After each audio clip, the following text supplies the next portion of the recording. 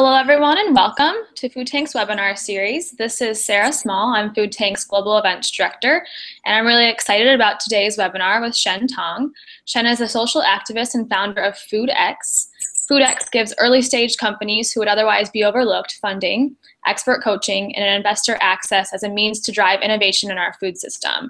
And Food Tank's president, Danielle Nierenberg, was honored to moderate FoodX's demo day last December. We're also privileged to have Shen on Food Tank's board of directors. And today his presentation will discuss the types of companies that FoodX works with and why it's so important that their ideas are replicable and scalable. This webinar will be recorded and posted on foodtank.com afterwards. And you can follow along and participate on Twitter using #FoodTank. So without further ado, Shen, it's wonderful to have you here today, and I'm excited to hear your presentation. I will give you the floor now. Thank you, Sarah. Thanks, Danny, to make this possible, and Food Tank, of course. Hello, everyone. I'm Shen Tong, and let's get right to it. And we're all here because of we care about something that's obviously important. We are what we eat, and but what we eat seems to have lost its way. And if you look at the global market of just food and beverages, that's $5 trillion a year revenue market. And in the US alone, that's 1.4 trillion. But it's safe to say, if you read any number of research, that probably 2/3 of that market have food look like substances or objects. So these are food and beverages that are high in calorie and but with negligible nutrients. So it's not just it doesn't taste that good. I mean, people go crazy about it because it's addictive. It's not because it's nutritious and tasty, but also is bad for people's health, and it's bad for environment. So when we look at when we say food, either as form of energy or a form of a way of enjoyment, what it means is actually something much broader. It's food and beverages, of course, but it's also agriculture, where food comes from, and because of that, it's also environment. It's all about soil, and it's all about water, right? But it doesn't stop there in terms of agriculture and then food. It impacts immediately our health and the broader environment. So, in fact, if we think about the future, the immediate future of humankind, of our planet, any major challenges we're going to face, whether it's education or energy, transportation, even war, you name it. Food is not only related to it. The food issue or food crisis is central to all of that. So fortunately, there are groundswell of food movement of many different kinds, but together there is a momentum that's going to make possible some major changes. So when we look at this rather broad and large market, this complex market, that it's need to be disrupted because the current way is just not sustainable, and it can be disrupted because of this growing momentum of the food movement. So it takes many efforts. It takes more than a village. It takes many different kinds of efforts, whether it's policy or it's direct social protest, or probably most successfully is the behavioral change based on the cultural shift. So these are really the pioneers that start to make impact in the last couple of decades. The investigative journalists, the the social and culturally conscious celebrity chefs, storytellers, bold and brave farmers, and that start to promote the ideas of an alternative. So all of these people paved the way for the general public to start to wonder where the food come from. You know, what is the cost behind the produce and the proteins, and what am I feeding my family and children, and so I think roughly about by now 20 to 30%, more than a quarter of American general public are seriously interested in eating right, and that number is these are the part of the population that's already committed, whether they can always source correctly or not. This is a part of the American population already committed to eating right, but 2 or 3 times of that. In other words, there's a majority of our population, because of this cultural shift, start to shift their behavior, even if they don't quite get the right understanding of the confusing labels, the traceabilities, the time, or the level of disposable income to source right, cook right, and eat right. So there's we do have this momentum that that without the market, the accessibility to the right food and beverages, people want it. So that brings what we believe an important missing piece, in addition to the policy environment and the cultural change, and that is the business engine. So what we are at FoodX, and we believe this is not just FoodX alone, or the fund that invest in FoodX and in our companies, in the disruptive, innovative food startups. That's SSV fund, which I'm also part of. I'm a partner of SSV. We believe we're just one of the catalysts joining this movement and then building and feeding this food movement. So now I'll get into some of the particulars. Actually, the picture in the background you see it's a FoodX Center, and that's actually our inaugural call for some of the founders, and we have this co-working space. We invite roughly 10 to 12 companies every half year from anywhere, from all over the world.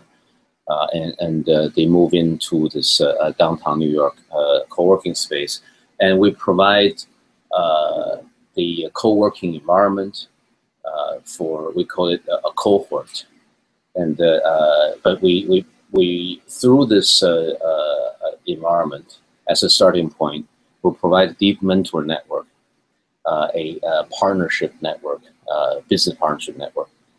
And SSV is somewhat unique in the sense that we're a multi-stage venture fund. So we actually start from the accelerator stage, which is generally considered pre-seed round. And then we go up to what's known as Series B. So we'll stay with the company. So we're really not just an investor, we're more a partner with each company that will invest up to 4 rounds. And we're because we're of a certain size, we're a global top VC venture capital in terms of performance and the size. That really help to boost the rest of the fundraising effort that companies that grow fast really have to go through. So in addition to our own multi-stage long-term patient capital, we also curate a co-investor network. These are either strategic or mission-aligned investors from food and beverage, agriculture, wellness, clean green tech industries, or mission fund, impact investment fund. So another part of the acceleration that we believe we can add value to these change makers are the what FoodX stand for, the thought leadership, the visibility that comes with the FoodX the FoodX image or the brand, using a corporate term. And last but absolutely not the least, that most of our similar to going to a graduate school, most of our founders and change makers find the alumni network very useful. So the right founders often knows they're aggressive. They know how to approach for help, how to take advice. They also give back. So you have a very engaged network, not only of your own cohort, but cohorts, multiple cohorts of FoodX alums, and given the global network of SS Ventures, SSV, our fund, which we have a dozen accelerators throughout the globe. There's also a global founders of accelerator network. So we plug our founders into the three levels of like-minded startup entrepreneurs, innovators, and change makers. So the now we look at some of the way in which we are trying to join this movement and try to bring around change. So we look at our call for applicants, our admission selection process, and the way in which we design curriculum, the way in which we foster relationship with those core value propositions we just went through. We look at those first and foremost through impact. So what impact each of this startup company is making. So let's spend a second on purely business and financial perspective. For us, that if I'm wearing just my fund partner hat, right? If we want to build unicorns, this is a term in recent history used describing companies that go that have hypergrowth, that get to a point of say $1 billion or more, right? So they're called unicorns, or in the earlier days called black swans, right? So if we want to build that, you can't achieve that by building product and services. You're changing behavior. You're help creating habits and cultural trends. Yeah, so that's purely from business perspective. That's a necessity. It's not nice to have. But for us, we're humble by the movement, but we're also very ambitious because that's needed. We're looking beyond that. It's not just the hyper growth of a startup that we help and we invest in or we coach. It's also the social and the environmental impact. So the numbers here you're looking at, but we're actually looking at the number of aspects of social impacts and environmental impact. I won't go into details unless the audience are interested. So basically, we're looking at not just profit, but also people and the planet. So I listed a few areas. I use them because they're actual use cases, not just ideas. These are the areas of our current portfolio. We so far have made 23 investment in 19 companies, and soon to be 30 companies because next batch of companies are coming in next month. But these are the areas that the first 19 companies have fashioned their solution and build their startup business. Anything ranging from hunger to food waste to food accessibility to food desert, and the local movements, the local food seasonal, and also focusing on farmers in the value chain and so on. So I won't take the time to go through some of these companies. So this is the 17 companies we've so far launched, and I'm very proud of all of them. I'll be more than happy to go into some of them in the Q&A session. So now let's look at when we talk about triple bottom line, the triple P, the people, the planet, and the profit. The business sustainability is very important. For us, we have to do our core job right, which is making the fund a stellar fund, in addition to looking at the overall impact and the triple bottom line accounting. So the good news is, even though it's still early, even though we only have less than 20 companies in this approach, and it's still early, that we're hoping to call upon, if not inspire, the rest of the food movement to and the newcomers, even the big company, join this trend of investing in impact to change food. But we do have this data point after a little over a year. So what do these numbers mean? So these numbers means that the acceleration is spreading quite quickly. These are some of the numbers. But let's just look at the financial numbers right away, so that I can leave more time for the questions. So this is actually a daily number. It's only for the first 10 companies, but the revenue is growing exponentially. The venture-backed funding, by now we have 6, and this is again only the formal launch of the first 10 companies is only last December, and so it's only 7th, 8th months, but so we already have more 50% follow-on rate, and in financial terms, our leverage rate is 5x. That means this is really the good news, because we can't do it alone.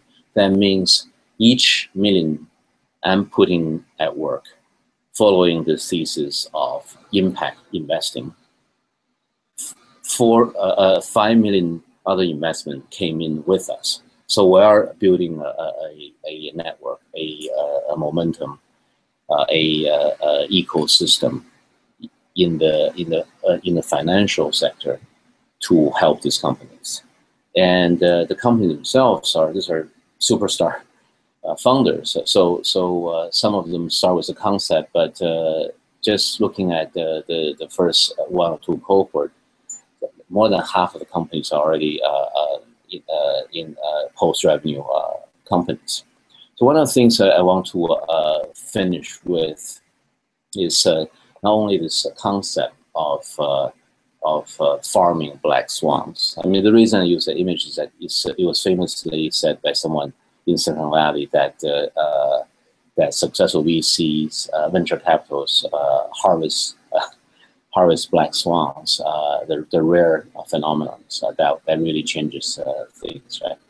But we really want to farm, sustainably farm the black swan. So what we do here every day at FoodX and through our partner network is to ask the question: are we making what's seemingly impossible into an inevitable? So the difference is important, and that is the lead for today's seminar. And I kind of bury the lead, which is how do we scale up by scaling out? See, the difference is I can easily have a food fund focusing on consumer packaged goods, focusing on tried and true culinary concept with 6 restaurants in California, or 12 in Chicago, or 5 in Manhattan, and franchise. Right? And there's nothing wrong with that. But that's not making impossible inevitable. There need to be a real change in how we grow and how we locally process, how we transport, how we package, and how we prepare the food and how we feed ourselves, our families, our communities, right? So we have to look at the impossibles and try to de-risk as much as we can for the change makers, because they're the ones that's going to build this business solutions and the solution communities around it. So one of the main focuses, and is actually central to our investment thesis, is to look at approaches that enable the little guys. So think of successful examples already in the high growth, hyper growth tech world. So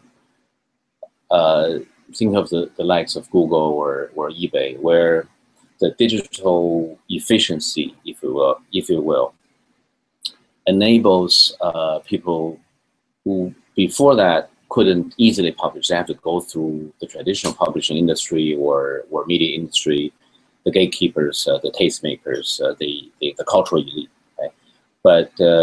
But after that, what's impossible become inevitable, because everybody can publish. Everybody can set up a storefront. Everybody can, not only a storefront in the old Yahoo style, but direct P2P commerce. Right? That's things like eBay. That becomes the new normal. So we're particularly focused on enabling the little guys who otherwise wouldn't be able to access a lot of major resources, not only because we want to do good, but because this is one of those rare moments in history and in the marketplace where doing really well can be just focusing on doing good, of changing the whole food market and food industry for the better. So with that note, that's how we see our role and our responsibility, our privilege to build that business engine and feed into this food movement. So if you have a innovative idea, and it doesn't have to be a do good and a altruism idea, any innovative business idea that could potentially make a change in the food related markets, come to us, because we are set up shop to help people like you who are destined to make major changes. So now I'll open up for questions. Thank you, Shen. That was great. And we do have a lot of questions from listeners, but just a reminder that for the next 15 minutes, please continue to send in your questions, either using the chat box on your screen, or you can email them to me, Sarah, S-A-R-A-H, @foodtank.com. So I'd like to start by asking you, Shen, the first question reads, what are some of the most innovative ideas you have seen in your experience so far? Or can you give some examples of the 19 companies you've invested in thus far? Great, yeah. So I'll just pick up. There are two things that very interesting. I'll talk about the trend lines first. That because we get a few hundred applicants for each of our cohorts, each of our batch. So that's one of the most exciting things as I read through. We're just at the end of a admission process for our third cohort, and even though it's exhausting, it's daunting task, and we have a pretty sizable screening and evaluation team, a couple of dozen people, industry experts and interns. But you really see that there's so many exciting ideas and solutions that we use tech clouds actually to track innovative ideas. There's like 40 different areas that have real momentum. We just see a lot of applications, and they're really exciting. And even the most surprising, I mean, in a way, it's not, it's not surprising, is that there are areas we didn't anticipate that that's what essentially innovation is about, right? It's what seems like we didn't even think about that. As long as the solution is there, it seems inevitable. I mean, it seems to be that should be the way it is. So let's just go through some areas, but the obvious ones are the say Airbnb or Uber for food.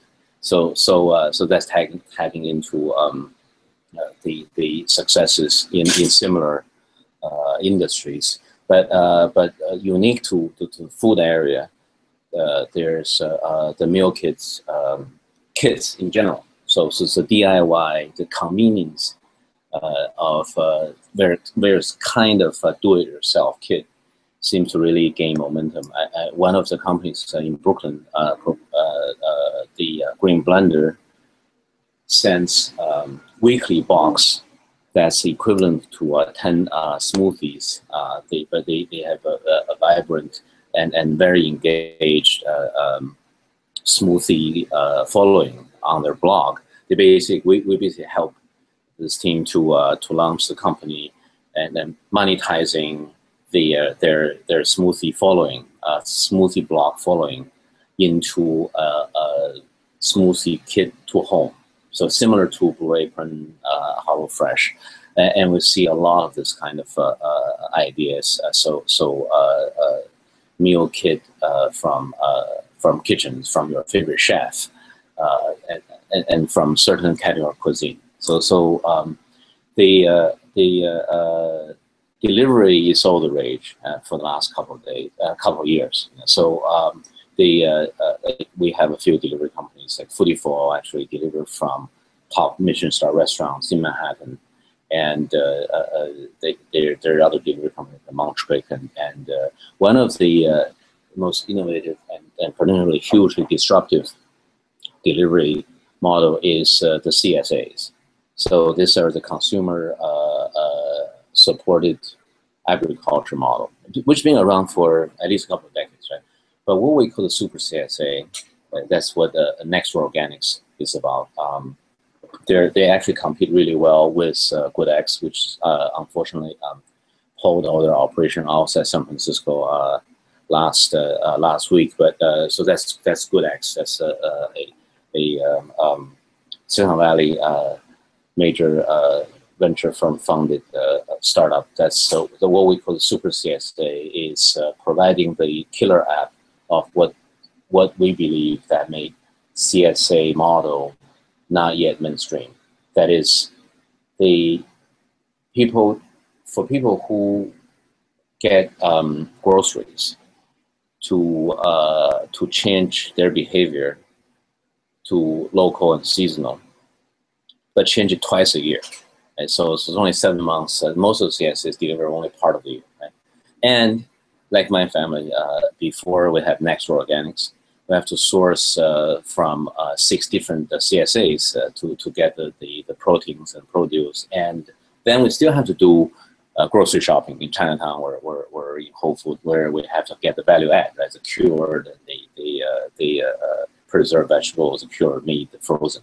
And so what we believe the killer apps are year-round CSA that has all of the above, have the value add, have the protein, and have the produce. So that's not only particularly very disruptive. You think about, just give you one measurement in terms of overall account, right? So every grocery item in the United States today have roughly 1,500 miles behind it. So that contributes to a big part of the 17 calories it takes to produce 1 calorie we Americans today eat. So you think about the inefficiencies there, right? So if you can change that, we're not talking about 30% efficiency. We're talking about 16 times, or 1,600% of efficiency that can be achieved with by disrupting the major part of the current food system. So if we look through that lens, right, and take a direct consumer model, Fresh Direct. So up until last year, it's still the gold standard of online grocery shopping and delivery. So that's roughly 300 miles for each item. So that's 300 versus 1,500. That's already 5x efficiency, right? And with Natural Organics, even though they provide all of this work with every given week, dozens of CSAs and farmers and sustainable fisheries, their average is 80 miles. So this is very exciting as an example, but it also requires a lot of patience. So we unfortunately see a competing company. I mean, that's market term. We don't see competition. We only see other change makers. But if execution is everything, so if you expand too quickly, if you're not patient, a well-funded startup can also fail. I'm not saying GoodX failed, but they certainly have to scale back very aggressively, where Natural Organics has been growing quite steadily. And it's also a good example because both companies are in the same market here in New York. So that's a couple of good examples. Another one on the digital side of things, I'll point out too. So it's not only about completely new novel models. There are also obvious models, like using the first cohort that this Survey is a pure business app. This is the anti-Yelp.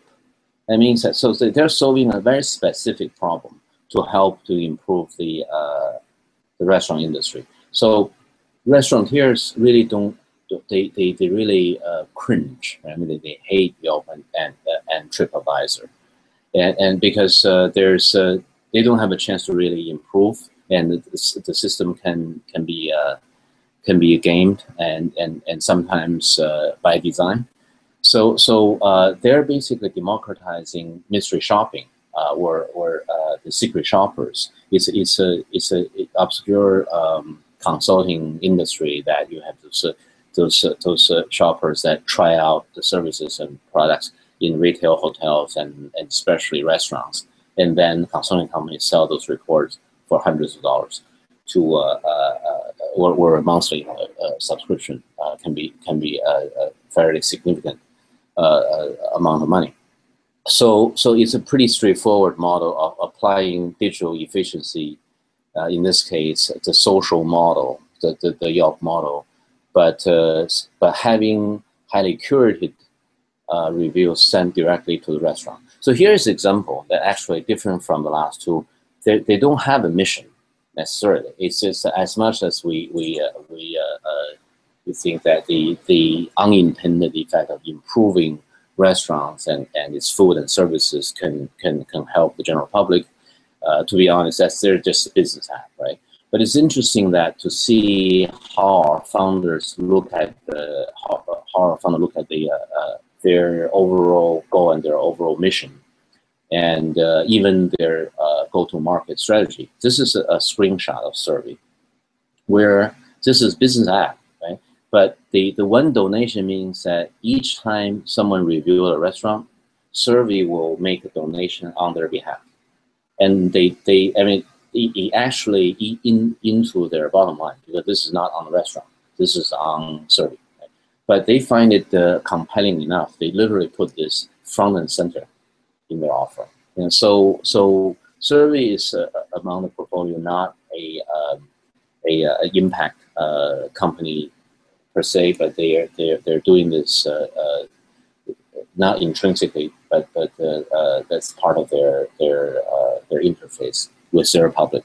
Right? So just one more quick example, just to show how diverse the innovative ideas can be. True Made Food, or True Food, makes an all vegetable ketchup. There are dozens, hundreds of them, right? But they managed to create their secret sauce, literally, with the exact taste and texture, so it's exact flavor and texture profile as the leading brand.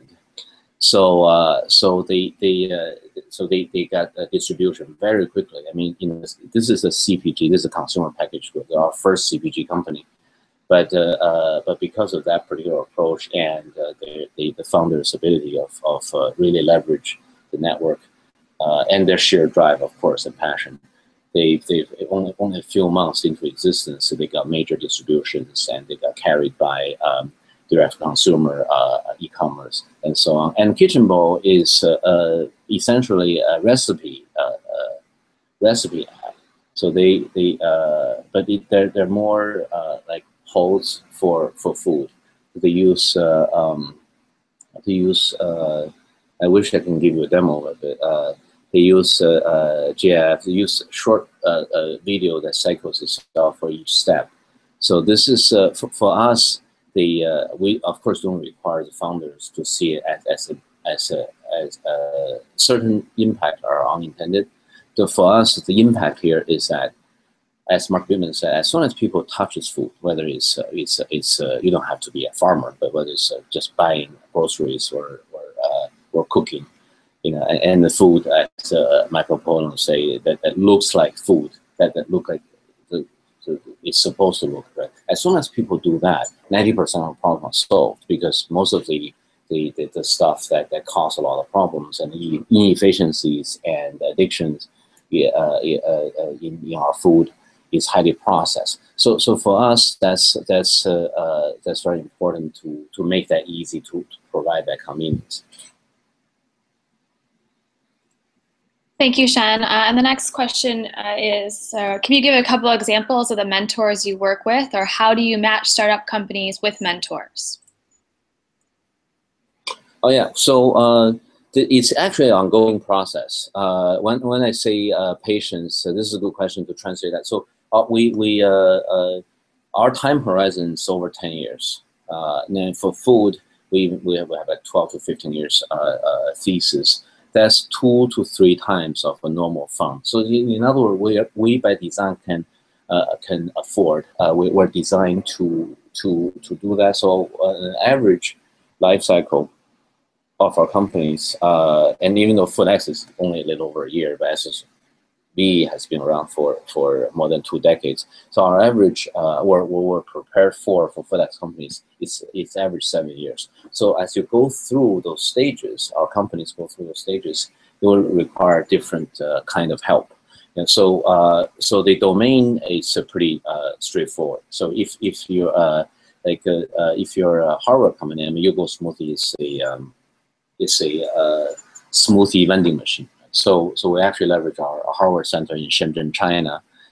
So there are core domain areas that will bring in experts and mentor talks and sessions.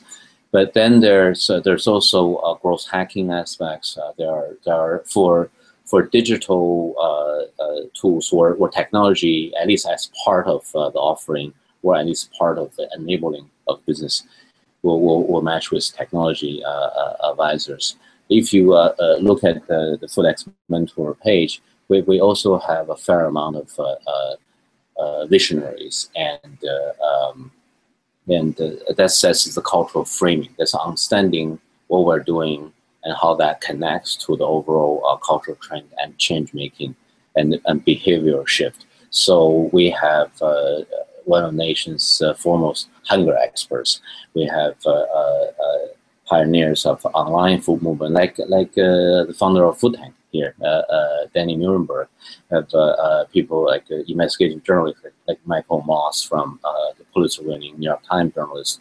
That those are regular mentor sessions that help to convening, help the discourse for our founders to kind of be reminded and to also to understand, to learn the larger picture. So it's a combination of series of lectures and it could be visiting. We take each cohort to visit Stone Barns, where one of our mentors, Dan Barber of Blue Hill, and Blue Hill on Stone Barns, not only as education farm go through the farming practice and understanding the farm to table approach, but also to share a meal. I mean, Dan actually cooks with a cohort for elaborate lunch, which is fantastic. So there's all kinds of, and most importantly, it's not a fixed curriculum.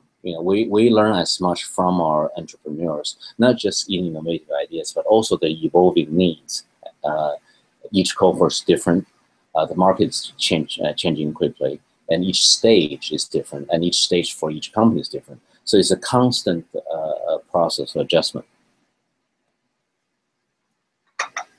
Thank you, Shen. And the next reader asks, does FoodX calculate the value across the whole value chain, including the farmers?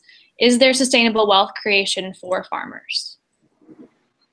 So yes, we're proud to say that when I was able to list farmers as one of the solution areas we believe we already have some idea.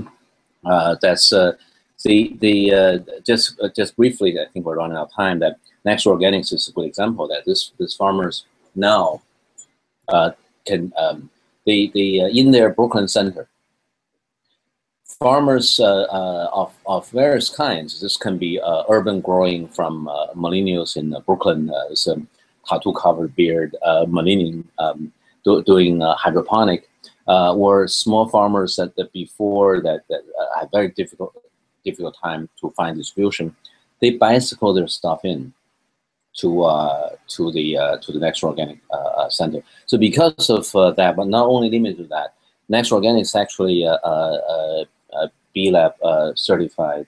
So they're B Corp. It's not that's the highest level of I think benefit corporation. So but that's not enough. So we're really looking at different aspects, but again focusing on enabling the smallholders and focusing on really innovative, potentially explosive or disruptive ideas. And one of so agriculture is really a major focus, and we have a hybrid of a food and agriculture company called Renewable. And what Renewable does is to take food waste and convert with very high efficiency, 75% transfer rate, into organically certified hydroponic fertilizer. I mean, fertilizer is not the right word. It's bionutrients, right? So it addresses and its model is not just the biofertilizer nutrients coming into in the form of a bottle in a shop or on a direct consumer e-commerce site. It also provides the system, the machines and know-hows for farms to have it locally, so they can just process their otherwise wasted produce into something of not just value add, of high value. So those are the examples that we're looking for. And we one thing I want to emphasize, because this is such a good question, because it's all about soil and all about water, and therefore all about farming and farmers. And the millions, globally, the millions of smallholders are the ones we're really looking at, trying to find ways but by light touch. Meaning that light touch meaning two things. One is that we cannot describe true innovation semantically. So if I can list the 40 areas I mentioned about and say, well, we can change this hunger this way or that way. If I can describe it, it's often not not the real, not true innovation. So the change makers are the ones that, for whatever reason, that come up with that idea. And for me, a serial entrepreneur, I founded 4 companies before I become business coach and investors. Is that I have to remind myself that that the ideas I give, and this becomes a running joke at FoodX, is that Shen's bad ideas, right? So the ideas I give are by definition bad ideas if they're not in the DNAs and genes of the entrepreneurs, of the innovators, because they're the ones that's building this solution. So and solutions are often somewhat surprising. Like you think about a solution like Renewable, it solve potentially solve all these problems, and it's kind of obvious, right? But we just didn't think of. So we really don't apply heavily a top-down approach about what kind of solution. We know the general areas we want to focus on. Again, scaling up by scaling out. So in this case, is that what are the solutions, the innovations with a light touch that can really solve a big problem for smallholders. Right? Another company just joined the next cohort. I won't say the name. We're not ready to announce yet. But they have this polar panel powered storage unit that can extend the life of and the freshness of the harvest of produce, of fruits and vegetables for a couple more months. So that really changes the dynamics of the not just food waste in that case, but the business bargaining power for the smallholders with distributors when they're not under the pressure of the natural decay of their produce, or harvest early and apply a lot of chemicals outside and so on. So those are fantastic solutions, and we hope will move the needle a little bit. Thank you, Shen. It's really exciting to hear about some of the innovations that do exist. And we have just time for one more question. So here's a fun one to end on. What would you say is the most burning issue in the food industry right now? Or what issue within the food industry do you think companies need to address now rather than later? It's not an issue, it's an approach. And at least that's a burning issue in my mind, is that when the awareness of the food problem is widespread now. I just came back from Milan, where the entire current World Expo, that's the Olympic of businesses, right? I mean, that it's more than 100-year history every five years. I think for Americans, when you think about the Stark Enterprise, that's the World Expo, the Ironman. So the entire World Expo this year is in Milan and devoted to food. It's the largest food event ever. And so the awareness and the question the expo asks is how do we feed the planet? How do we feed the 9 billion people by 2050, right? But what I worry about, as I mentioned earlier, about looking at the food innovation through tech lenses, is that people immediately think about bioengineered food and production. People think within the frame of calorie counts, right? But what we believe that is most essential, and it's still largely missing in the we're not having enough visibility or understanding and inspired action, is a completely different approach. That is to work with nature and to work with culinary tradition. And think about this. As we come from a background of funding ourselves and investing in high-tech companies, right? So for us, and I'm a modern trained biologist, so it's not in my second nature to think about this way. We'll think about biotech or nutrients that if it's not calorie, but nutrients that we can produce a lot and feed people very quickly with those kind of modern tech and scientific approach. But what's missing, and therefore we have this major opportunity, is to understand that even from a pure engineering and scientific perspective, the most resilient system that is right in front of us, underneath us, and around us is nature. And it is so resilient even after decades of soil depletion, of a concerted, unintended but concerted effort by result to destroy that nature. They can be recovered very, very quickly. We just have to stop the bad practices and make a course correction. So that's for the agriculture part of the understanding that how to work with nature, right? The second aspect is how to work with culinary tradition. We don't have to reinvent food, and there are very rich heritage and culture that have all these tried and true ways of preparing food to feed the planet. So that's the main thesis for us, which is, again, to work with nature and to work with culinary traditions. We're not rejecting new scientific discoveries, and they can be part of the solution, and they can really help accelerate some of the solutions going back to nature. I mean, the storage solution I described do use solar energy, and it uses material science that wouldn't be imaginable for their tent, for their different components, wouldn't be imaginable even 50 years ago.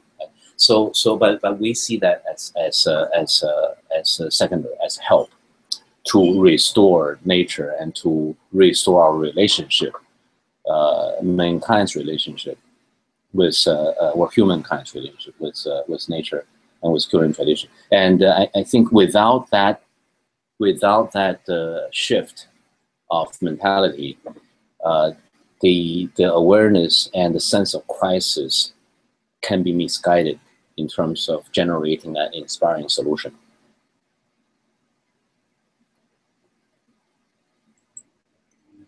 Thank you, Shen, for joining us today, and thank you to all of our listeners for sending in their questions. It was truly a pleasure to have all of you. I just want to let you know our next webinar will be on August 25th at noon Eastern with David Bergvinson of the International Crops Research Institute for the Semi-Arid Tropics. He'll be presenting on digital agriculture. You can register today on foodtank.com. So thanks again to everyone, and especially to Shen for participating with us today. I hope you have a great rest of your day. Glad to be here. Thanks, Sarah.